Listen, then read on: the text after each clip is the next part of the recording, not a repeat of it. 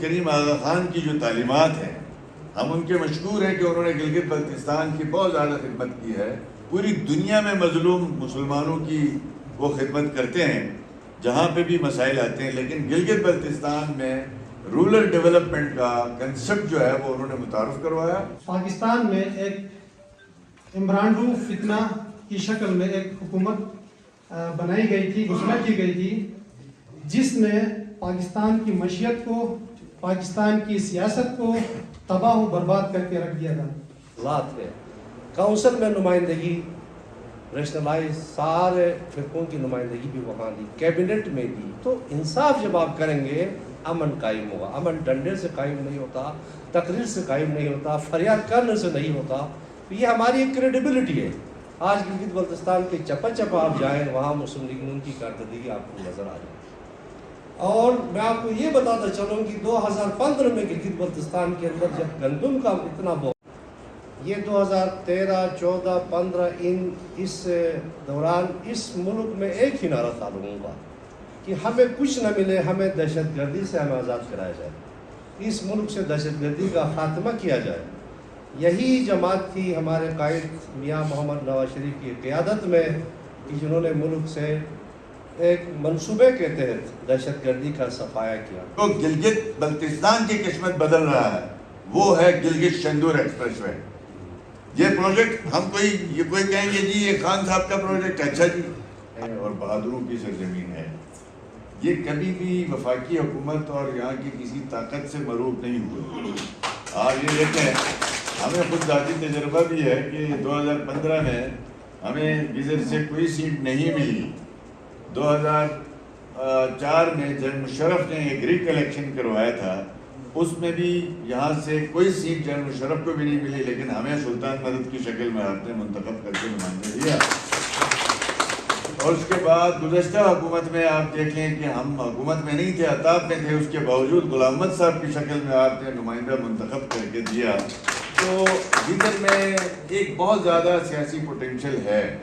لوگ انتہائی سمجھداری سے، میں یہاں کے بزرگوں سے ملتا ہوں، نوجوانوں سے ملتے ہیں، تو ان میں سیاسی جو جراثیم کہہ لیں یا سیاسی اویئرنیس کہہ لیں، وہ نسبتاً باقی ضلعوں کی نسبت زیادہ ہے.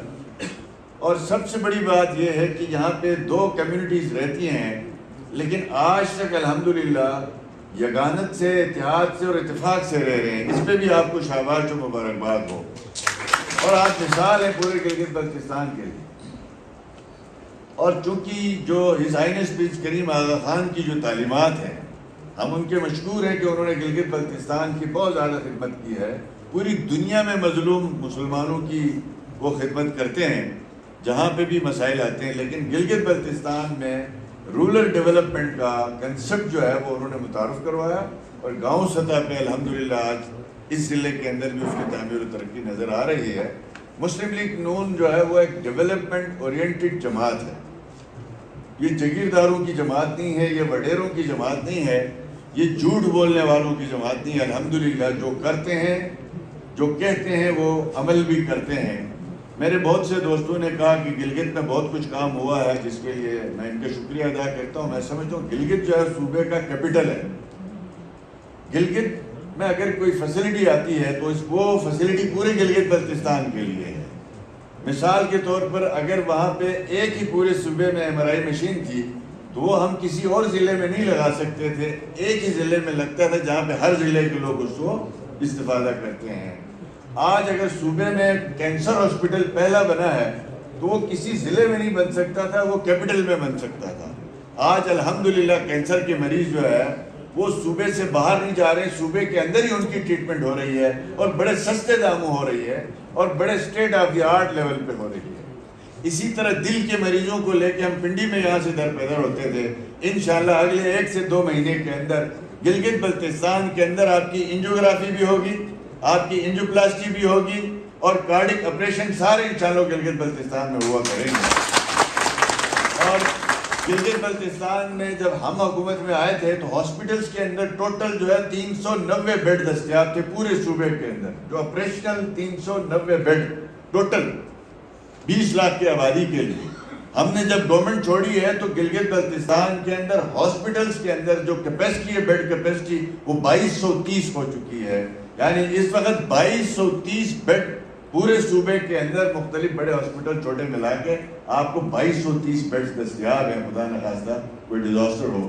پھر ایک بڑی بات آپ کو میں عرض کر دوں، یہ سیاسی باتیں ہوتی ہیں، ہم لوگ عملی سیاست میں ہیں، ہم کوئی کتابی سیاست میں نہیں ہیں. کچھ لوگ وہ ہوتے ہیں جو صرف تقریریں کرتے ہیں، انہوں نے کچھ ڈیلیور نہیں کرنا. ہم عملی سیاست میں ہیں، آپ سے ووٹ لیتے ہیں آپ کی خدمت کے لیے، آپ کی مشکلات کو کم کرنے کے لیے، آپ کی در و دیوار کو بہتر کرنے کے لیے. تو اب کچھ تو وہ لوگ ہوتے ہیں جو مطلب جذباتی تقریریں کر دیتے ہیں، اور قوم کو کیا چاہیے، ایک فتنہ پاکستان میں آیا تھا خان کی شکل میں، گالیاں دے کے، جھوٹے وعدے کر کے نوجوانوں کو جو ہے وہ جذباتی کروا دے. وہ بھی ہمیں بھی آتا ہے لیکن ہم اس کے قائل نہیں ہیں. یہاں پہ بھی ہوتا ہے لیکن ہم اس کے قائل نہیں ہیں. میں آپ کو چھوٹی سی انسانی ضرورت کے حوالے سے بتا دیتا ہوں. گلگت کے اندر 2 آپریشن تھیٹر دستیاب تھے، 2 آپریشن تھیٹر. اس کا اندازہ مجھے کب ہوا جب داریل کے اندر، آپ کو پتا ہے کہ وہاں پہ ایک بم جو آگ لگی اور بلاسٹ ہوا، بارود گیا، اس میں بیک وقت 60-70 جو ہے وہ مریض آئے. تو آپ کے آپریشن تھیٹر ٹوٹلی 2 ہی تھے، 2 ٹیبلیں تھی، باقی مر رہے تھے، آپ ان کا آپریشن نہیں کر سکتے. الحمدللہ جب ہم نے گورنمنٹ سنبھالی اس وقت 3 آپریشن تھیٹر کے ٹیبل دستیاب تھے گلگت ہیڈ کوارٹر کے اندر. جب ہم نے گورنمنٹ چھوڑی ہے تو الحمدللہ آج وہاں پہ 22 آپریشن تھیٹر دستیاب ہیں. بیک وقت 22 لوگوں کا آپریشن ہو سکتا ہے. جو گزر کے اندر الحمدللہ ہماری جماعت کو سیٹیں نہیں ملی تھی، لیکن غلام احمد صاحب نے ایز ایڈوائزر ہمارے ساتھ کام کیا. وہ گندم کا ایشو آج آپ دیکھ لے ہیں کہ گزشتہ 3 سال میں کس طرح سے تباہ و برباد کیا گیا. ہمارے منسٹر صاحب اور ہماری ٹیم نے 5 سال میں پورے صوبے میں گندم کے حوالے سے کہیں دھرنا نہیں ہوا، کہیں جلسہ نہیں ہوا، کہیں کوئی شکایت نہیں تھی. اور وہ جو بتایا جی ایم صاحب نے خود ہی کہ 29 ارب روپے نواز شریف صاحب نے پاسکو کے ہمارے پے بھی کیے. آج 2 سال سے یہ کرائسس تھا، آج مہینہ ہوا غلام احمد صاحب کو یہ ذمہ داری پارٹی کو، ہماری پارٹی کو ملی. ہم مل جل کے کام کر رہے ہیں. جہاں ہماری مدد کی ضرورت ہوتی ہے یہ ہمیں کہتے ہیں، ہم جاتے ہیں، جس کے پاس جانا ہم جاتے ہیں. الحمدللہ اب آپ کے اس مختصر عرصے کے اندر ہی گندم کی لیکیجز کو 100% نہیں 90% روکنے میں ہم کامیاب ہوئے. گندم کی چوری کو 80% روکنے میں ہم کامیاب ہوئے. گندم کی جو تعداد ہے 12 لاکھ سے 16 لاکھ کرانے میں غلام احمد صاحب کے ساتھ مل کے ہم نے اسلام آباد میں جو کوششیں کی تھی، ان قریب آپ خوشخبری سنیں گے کہ یہ جو پر فرد 4 کلو گندم مل رہی تھی جبکہ 9 کلو سٹینڈرڈ ہے. ہمارے دور میں یہ 9 کلو 7.5 کلو 8 کلو ملا کرتی تھی. اب ہم دوبارہ انشاءاللہ تعالیٰ وہاں پہ جا رہے ہیں کہ آپ کو کم سے کم 7.5 کلو گندم انشاءاللہ تعالیٰ ملا کرتی. اب یہ گزر ضلع ہے، دیکھیں ہمیں اس طرف بھی دیکھنا ہے کہ یہ وہ ضلع میرے والد صاحب نے ضلع میں ادھی زندگی گزاری ہے، اور اس ضلع کی تعمیر و ترقی میں اس نے اپنا کردار ادا کیا ہے بحیثیت کانٹریکٹر. اور ایک وقت وہ گزرا کہ 70 سے لے کے 74 تک میرے والد صاحب بتاتے تھے کہ اس ضلع سے ہم گندم خریدتے تھے اور گلگت میں ہم سپلائی کرتے تھے، سرکاری ٹھیکہ تھا. اب آپ یہ بتائیں کہ آج اس ضلع میں گندم خود نہیں ہے، یہ بھی ایک بڑا سوال نشان ہے. کب تک یہ سلسلہ چلے گا؟ اس کے لیے نواز شریف صاحب نے آپ کو افاد کا پروجیکٹ دیا. آپ کا سب سے زیادہ فائدہ جو اٹھا ہے وہ گزر ڈسٹرکٹ کے لوگوں نے اٹھایا ہے الحمدللہ. یہاں پہ ابھی تک میری معلومات کے مطابق 14,000 کنال زمین آباد ہو کے وہاں پہ چینل پہنچ کے وہاں لوگوں کی ملکیت ہو چکی ہے. کچھ لوگ وہ بھی ہیں یہاں حق کے حاکمیت کے نعرے لگا کے ٹائم پاس کرتے رہے. کچھ لوگ وہ بھی ہیں جنہوں نے جناب وہ جھوٹے 50 لاکھ نوکریاں اور 1 کروڑ گھروں کے نعرے لگاتے رہے. ہماری جماعت نے الحمدللہ آپ کو حق کے حاکمیت بھی دیا، آپ کو ملکیت بھی دیا. یہ ساری زمینیں آپ کو دیکھ لیں، مجھے گلب پور والا میں نے دیکھا ہے، شیر قلعہ والا میں نے دیکھا ہے، 2-4 پروجیکٹ ہم نے وزٹ کیے تھے.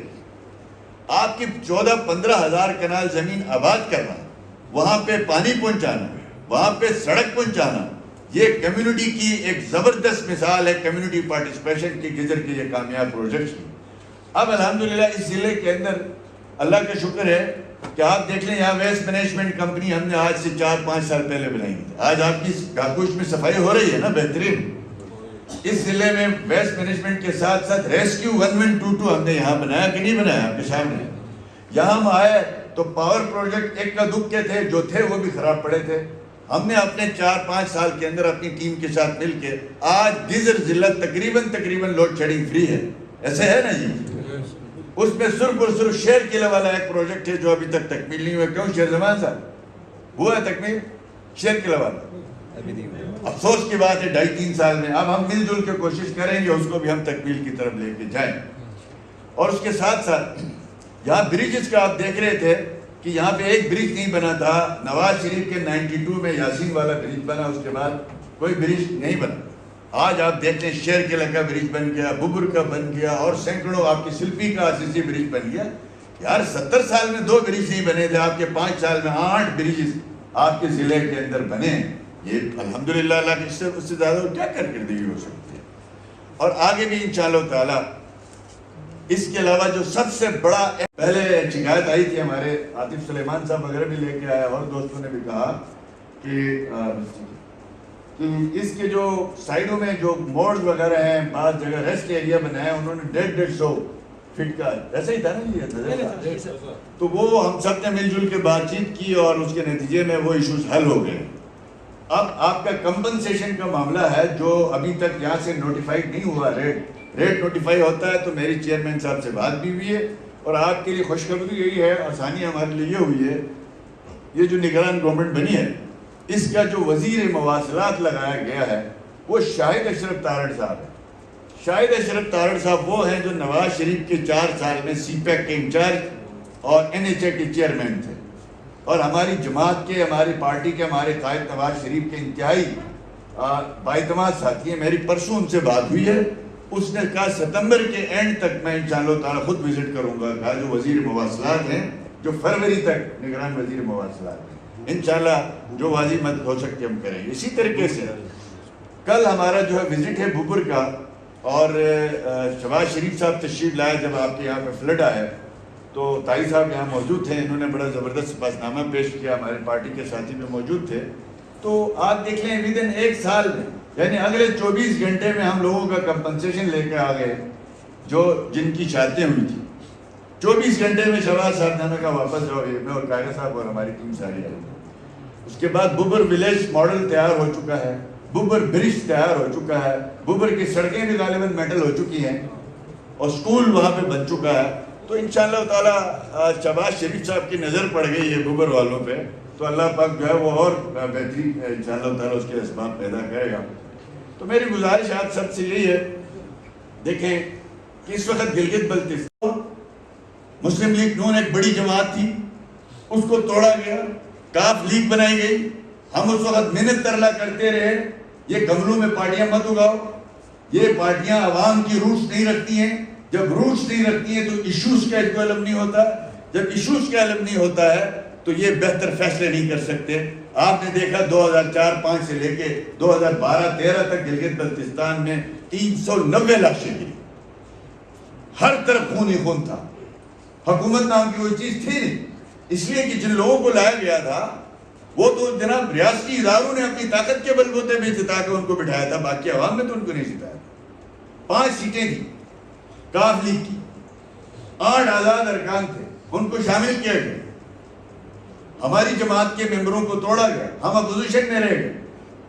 اسی طریقے سے 2020 میں آپ دیکھ لیں کہ PTI کی ڈائریکٹ سیٹیں 6 یا 7 تھیں, 8 آزاد ارکان کو شامل کیا گیا. ایک چونچو کا مربع جمع کیا گیا جن کی گورننس پہ دھیان نہیں, ایک ہی کام تھا, یہ ٹھیکہ اس کو دینا ہے, اس سیکٹری کو ادھر پھینکنا ہے, اس افسر کو ادھر پھینکنا ہے. پورے 3 سال میں ہمیں ان کی ترجیحات نظر نہیں آئی سوائے اس کے کہ بنی گالا زمان پارک, بنی گالا زمان پارک, اس کے علاوہ کوئی ترجیحات نظر نہیں آئی. آپ کو حیرانی ہوگی کہ 1.5 ارب روپیہ عمران خان کے ایک دوست کو اس کے افغانستان میں جنریٹر چلتے تھے, نیٹو کو سپلائی دیتا تھا. جب نیٹو چلا گیا اس نے عمران خان نے جا کے اس کے دوست نے کہا, جو کینیڈین ہے, امریکن اور کینیڈین کچھ لوگ ہیں, وہ خان کو ڈونیشن دیتے ہیں, چندے دیتے ہیں.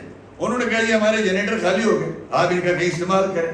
اس نے ڈھونڈ ڈانٹ کر کہا اور کہیں نہیں تو جی بی میں بجلی کی شارٹیج ہے یہ وہاں بھیجو. اس کے لیے یہاں ڈرامے رچائے گئے, اس کے لیے یہاں پہ کاغذ تیار کیے گئے, جعلی ٹھیکے بھی کیے گئے, ٹینڈرز بھی کیے گئے, لیے گئے جنریٹر انہیں کے. پتہ ہے کتنے خرچہ آیا؟ 1 سے 1.5 گھنٹہ بجلی بھی نہیں ملی, 1.5 ارب روپیہ پھونکا گیا. اگر آپ 1.5 ارب روپیہ گلگت کے اندر 12 میگا واٹ کے منصوبے, 7 میگا واٹ کرگا, 3 میگا واٹ نومل بٹوٹ, 3 میگا واٹ بگروٹ, یہ 12 میگا واٹ پہ 10% کام رہ گیا تھا کرتے تو آج گلگت میں لوڈ شیڈنگ نہیں ہونی تھی. اس وقت گلگت میں گرمیوں میں پہلی دفعہ 12 سے 14 گھنٹے کی لوڈ شیڈنگ ہے. کوئی منصوبہ جو ہے کی طرف دھیان نہیں دیا. تو اس لیے ہم آپ سے گزارش یہی کرتے ہیں کہ مسلم لیگ نون کو ضرور آزمائیں, جو رہ گئے کام ہیں انشاءاللہ ہم کمٹمنٹ کرتے ہیں. آپ ایک لسٹ بنا دیں, ہمیں دے دیں پوائنٹ ڈسٹرکٹ کی مسلم لیگ کس حلقے کے یہ موجود ہے. ان فرمائشوں کو ہم نے نہیں مانا, اس کی فرمائشوں کو. وہ کہتے تھے ڈیم میں فنڈ دے دو, ہم نے کہا کہاں سے دے دیں؟ کہتے تھے 1 دن تنخواہیں کاٹو اپنے ملازمین کی. ہم نے کہا نہیں دے سکتے. ہم نے 10 ارب روپے آپ کو دیے ڈیم کے فنڈ سے, یعنی جو کمپنسیشن کے مد میں ٹرانسپیرنسی لا کے 10 ارب ہم نے دے دیے آپ کو. اس کے بعد وہ سپریم کورٹ میں آپ نے 76 جج لگوانا چاہتا ہے, ہم نے اسٹینڈ لیا, اس کا نقصان بھی ہم نے اٹھایا. اب اس نے آخر میں جب ہم نے اس سے ریکویسٹ کی یہ فیصلہ آپ جلدی دے, اس نے کہا میں دے رہا ہوں فیصلہ, آئینی نہیں دوں گا, انتظامی دوں گا. اس نے جو فیصلہ دیا ہے اس فیصلے کے اندر ہم سب کو پابند کر دیا ہے. اس فیصلے میں لکھا ہے کہ جی بی کے گورننس آرڈر میں جو بھی ترمیم ہوگی وہ آپ سپریم کورٹ آف پاکستان سے جائز لیں. اب یہ جو ہمارے ضلع 10 سے 14 ہونے تھے, اس کی سمری گئی, فیڈرل گورنمنٹ نے اس کو سپریم کورٹ بھیج دیا, آپ NOC دے رہے, اس نے NOC نہیں, اب رکے ہوئے. انشاءاللہ ہم تیاری کر رہے ہیں, اس پوائنٹ پہ ہم سپریم کورٹ آف پاکستان میں جائیں گے, اٹارنی جنرل کے تھرو جائیں گے کہ گلگت بلتستان کا سپریم کورٹ آف پاکستان سے لینا دینا کوئی نہیں. ہمیں ڈائریکٹ فیڈرل گورنمنٹ سے جو اسٹرگل کے ذریعے ہم چیزیں لیتے ہیں وہ بھی آپ نے بند کروا دی ہے, وہاں سے اس کو ٹھیک کریں گے. تو گپ سیاسی ہمارا جو ہے وہ الحمدللہ ضلع بنانے کا خواب تھا, اور انشاءاللہ اس کو اگلے الیکشن سے پہلے ہم کوشش کریں گے, اس کو شرمندہ تعبیر کریں گے. جس طرح یاسین کو سب ڈویژن بنایا نا, یاسین کو سب ترقی کا سلسلہ کی بنیادیں رکھی جا چکی ہیں. اب اس کو آگے بڑھانے کے لیے ایک مربوط سیاسی جماعت اور مربوط سیاسی سوچ کی ضرورت ہے. سینٹر میں ہوائیں ہمارے خلاف نہیں تھی, آخری دن بھی ایکنک کی میٹنگ ہوئی تھی, تو ویسے نہیں جی ہم سر اس آخری دن ایکنک میٹنگ میں ایک تاریخی انقلابی منصوبہ جی بی کے لیے اپروو کروایا الحمدللہ ہماری جماعت نے. وہ گلگت بلتستان رولر پروگرام ہے, 22 ارب روپے کا ہے, ایک RSP اور ایک ADN کی سپورٹ ہے. جب ہماری گورنمنٹ تھی اس وقت ہم نے جب واسق کو 1 ارب روپے دیے تھے واٹر سپلائز کے لیے, اس وقت میں نے ان سے کہا تھا کہ آپ ہمیں سپورٹ کریں, ہم آپ کو سپورٹ کرتے ہیں, آپ ڈونیشن لیں, ہم آپ کو ریکگنائز کرتے ہیں. تو مل جل کے ہم نے ایک پروجیکٹ بنایا تھا جس پہ اسپین اور فرانس کی ایمبیسی نے ہمارے ساتھ تعاون کیا. دونوں ایمبیسڈر آئے جی, انہوں نے کمٹمنٹ کی صاف پانی میں ہم پیسے دیں گے, الیکٹرسٹی کے لیے ہم پیسے دیں گے, ماحول دوست بجلی کے لیے ہم پیسے دیں گے, گاؤں کی غربت کو کم کرنے کے لیے ہم پیسے دیں گے. یہ 20-22 ارب کا منصوبہ تھا جو خان صاحب کے زمانے میں 4 سال ڈسٹ بین میں پڑا رہا. آپ پوچھیں گے کہ RSP کا کوئی بھی ذمہ دار افسر ہو, میں اور GM صاحب اور نظر صاحب اسلام آباد میں تھے, تو ہمیں انہوں نے کہا جی ہمارا یہ منصوبہ پڑا ہوا ہے, آپ لوگوں کی حکومت کے آخری دن میں کچھ کریں. آخری 2-3 دن کے بعد GM صاحب ہم تینوں بیٹھے ہوئے تھے اسلام آباد. اگلے دن ہم گئے ڈار صاحب کے پاس, ریکویسٹ کیا, الحمدللہ ایک ہی دن میں اس کا CDWP ہوا. نیکسٹ ڈے 7 اگست کو اگلے دن ہی اس کا ایکنک ہوا, جبکہ ایکنک سالوں میں ایک میٹنگ ہوتی. اب اس منصوبے میں ہے کیا؟ اس منصوبے میں 1100 چھوٹی واٹر سپلائیز ہیں, 1100 گاؤں میں, جن میں صاف ستھرا پانی دینا ہے, اور 1100 سے 1200 کلو واٹ سے چھوٹے مائکرو ہائیڈل پروجیکٹ ہیں. ایک گاؤں ہے مثال کے طور پر اوپر وہ گاؤں ہے, اس گاؤں میں بجلی لے جانی, 40 کھمبے لگانے یا 100 کھمبے لگانے. ان 100 کھمبوں کا شہزمان صاحب کو پتا ہے کتنا خرچہ ہے, 1 کروڑ روپے. فلڈ آ گیا, وہ گر گئے, وہ الگ ایشو. تاریں ڈھیلی پڑ گئی, آدھی بجلی لائن لاسز میں چلی گئی. تو اس کے لیے ہم نے ایک ماڈل اس وقت بنایا تھا. وہ ماڈل یہ تھا کہ اس طرح کے جو گاؤں ہے وہاں پہ مائکرو ہائیڈل پروجیکٹس لگائے جائیں چھوٹے, اس گاؤں کا اپنا پروجیکٹ ہو, بجائے کہ جناب آپ کسی لمبے ٹرانسمیشن لائن سے ان کو ملائیں, فلڈ ایریا کسی بھی وقت تباہ ہو. وہ بھی اس میں شامل ہے. گھر بنے ہیں, RCC ہیں, گرمی میں گرمی زیادہ, سردیوں میں سردی زیادہ, تو ان گھروں کو اس کو ری فٹنگ کا نام دیا ہے. 11,000 گھروں کو ری فٹنگ کرنی ہے, یعنی ان گھروں کو انسولیٹ کرنا ہے. وہ سردیوں اور گرمیوں کے لیے ان کو توانائی, کم سے کم توانائی سے ان کو گرم اور ٹھنڈا رکھنا ہے. یہ منصوبہ آ چکا ہے, اپروو ہو چکا ہے. اگلے 5 سال میں یہ 20 ارب, نواز شریف نے آپ کو پہلے 19 ارب کا حفاظت پروجیکٹ دیا, شہباز شریف صاحب نے جانے سے پہلے آپ کو 20 ارب کا GD کے لیے پروجیکٹ دے کے گیا ہے. انشاءاللہ تعالیٰ KRSP اور AKDN کے ساتھ GD گورنمنٹ مل کے انشاءاللہ اس پروجیکٹ کی تکمیل ہوگی. گاؤں گاؤں میں انشاءاللہ تعالیٰ اس کے اثرات پہنچیں گے. اور ساتھ یہ جو لوکل یہ 2013, 14, 15 اس دوران اس ملک میں ایک ہی نعرہ تھا لوگوں کا کہ ہمیں کچھ نہ ملے, ہمیں دہشت گردی سے ہمیں آزاد کرایا جائے, اس ملک سے دہشت گردی کا خاتمہ کیا جائے. یہی جماعت تھی ہمارے قائد میاں محمد نواز شریف کی قیادت میں کہ جنہوں نے ملک سے ایک منصوبے کے تحت دہشت گردی کا صفایا کیا, کراچی کے رونقیں بحال کی. آج بھی اس ملک کے لوگ, خواہ وہ KPK میں ہوں, وہ سوات میں ہوں, وہ کراچی میں ہوں, یا پنجاب سے لے کر گوادر تک, وہ آج بھی اس دور کو یاد کرتے ہیں. اور پچھلی بار ہم نے کبھی حکومت خود نہیں لیا, لیکن حالات مسلم لیگ نون کے پاس یہی تھے کہ آپ یا یہ کڑوی گولی کھائیں یا تو آپ بیٹھے رہیں. ایک یہ بھی سمجھ آتی تھی کہ چلیں جی یہ جس طرح چل رہا ہے چل دیں, بھگت لیں, لیکن نہیں, ہماری پارٹی نے ملک کو ترجیح دی. ملک کی بحالی کی خاطر, یہ ملک جس پیٹرن پر چل رہا تھا وہ تباہی کے راستے پر چل رہا تھا, مجبوراً مسلم لیگ نون کو اپنی اتحادی جماعت کے ساتھ یہ 15-16 مہینے کی کڑوی گولی کھانا پڑی اور ملک بچایا. الحمدللہ یہ وہی جماعت ہے جس نے ملک بنایا, جس نے ملک بچایا. اور آپ جب دیکھ رہے ہیں کہ گلگت بلتستان کے اندر پولیٹیکل ہسٹری آپ دیکھیں کہ ہماری دوسری حکومت تھی, پہلی حکومت پیپلز پارٹی کو ملی اور دوسری حکومت ہمیں ملی 2015 میں, تو ایسے ہی حالات گلگت بلتستان کے تھے. لاشیں بکھر رہی تھی, بد امنی تھا, فرقہ واریت تھا, نو گو ایریاز تھے. تو ان حالات میں جب ہم نے ہماری پارٹی کو گورنمنٹ ملی تو سب سے پہلے اس گلگت بلتستان کا ایک ہی آواز تھا کہ یہاں امن قائم ہو, یہاں فرقہ واریت کا خاتمہ ہو. اور ہماری جماعت نے اور ہمارے صدر صاحب نے, سابق وزراء نے اپنی ٹیم کے ساتھ, پارٹی کے ساتھ وہ ٹاسک, وہ چیلنج کر کے دکھایا. آج اس کے جو ثمرات گلگت بلتستان کے اندر ہیں, ٹورزم کا ایک سیلاب آ رہا ہے, انفراسٹرکچر بن رہا ہے, ڈیولپمنٹ ہو رہا ہے, تو یہ اسی کی وجہ سے ہے. اور امن قائم ایسے نعروں سے, تقریروں سے امن قائم نہیں ہوتا, آپ کے عمل سے ہوتا ہے. یہ جب حکومت گلگت بلتستان کے اندر بنی, تب کونسل بنی, جتنے ہمارے جو پاپولر ہمارے گلگت بلتستان کے اندر ہمارے ڈیمانڈز تھے, تو حافظ حفیظ الرحمان صاحب نے منصفانہ طور پر تقسیم کیا. ذات ہے کونسل میں نمائندگی, ریشنلائز سارے فرقوں کی نمائندگی بھی وہاں دی, کیبنٹ میں دی. تو انصاف جب آپ کریں گے امن قائم ہوگا. امن ڈنڈے سے قائم نہیں ہوتا, تقریر سے قائم نہیں ہوتا, فریاد کرنے سے نہیں ہوتا. تو یہ ہماری ایک کریڈیبلٹی ہے. آج گلگت بلتستان کے چپا چپا آپ جائیں, وہاں مسلم لیگ نون کی کارکردگی آپ کو نظر آ جائے. اور میں آپ کو یہ بتاتا چلوں کہ 2015 میں گلگت بلتستان کے اندر جب گندم کا اتنا